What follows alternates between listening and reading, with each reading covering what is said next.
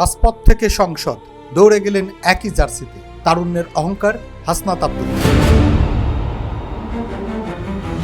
ত্রয়োদশ জাতীয় সংসদ নির্বাচনে জয়লাভ করে একজন এমপি হিসেবে শপথ নিয়েছেন বর্তমানে অনেক বাঘা রাজনীতিবিদ, কিন্তু সবাইকে ছাপিয়ে পোশাকের জন্য আলোচনার কেন্দ্রবিন্দু হয়েছেন হাসনাত আব্দুল্লাহ। তিনি সংসদ সদস্য হিসেবে শপথ নিতে এসেছিলেন তার ট্রেডমার্ক সেই 10 নম্বর জার্সিটি পরে।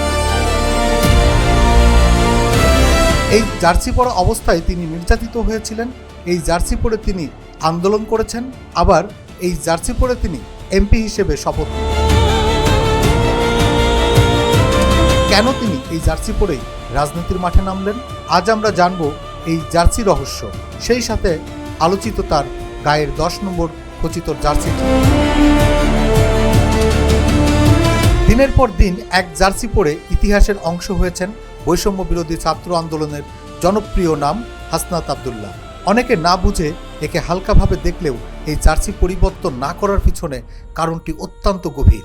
জেনজি প্রজন্মের ভীষণ শখের এক পোশাক জার্সি। ক্রিকেট ও ফুটবল খেলোয়াড়দের ক্রেজ ছাপিয়ে এই জার্সি এখন আলোচনার শীর্ষে রয়েছে।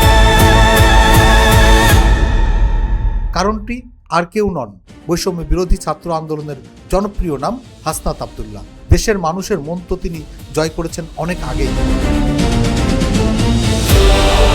ঢাকা বিশ্ববিদ্যালয়ের ইংরেজি বিভাগের 11 ব্যাচের শিক্ষার্থী হাসনাতের এই জার্সিটি তার বিভাগে এক জার্সি পরেই রাজপথ থেকে বঙ্গভবনের পথ পাড়ি দিয়েছেন তিনি। অনেকেই হাস্যরস করে বলেছেন, ছেলেরা জামা কাপড়ের ব্যাপারে বরাবরই উদাসীন প্রকৃতির হয়, রাতারাতি তৈরি হচ্ছে নানা ধরনের মিম।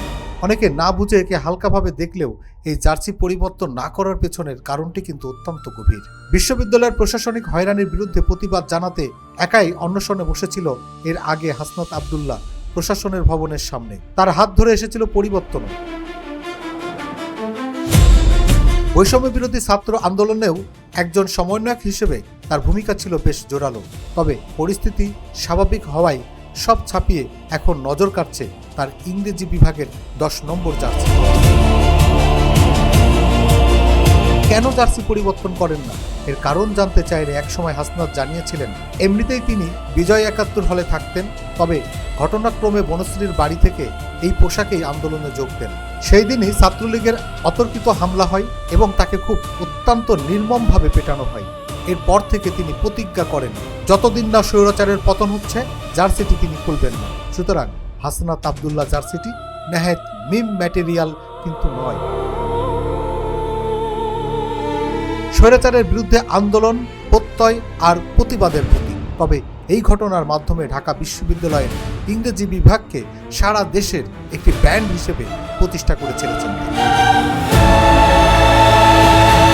আরেকটি মজার তথ্য হলো, ঢাকা বিশ্ববিদ্যালয়ের ইংরেজি বিভাগের শিক্ষার্থীরা তুমুল আগ্রহে হাসনাত আব্দুল্লাহ 10 নম্বরের জার্সিটি নিজেদের সবার জন্য তৈরি করেছেন।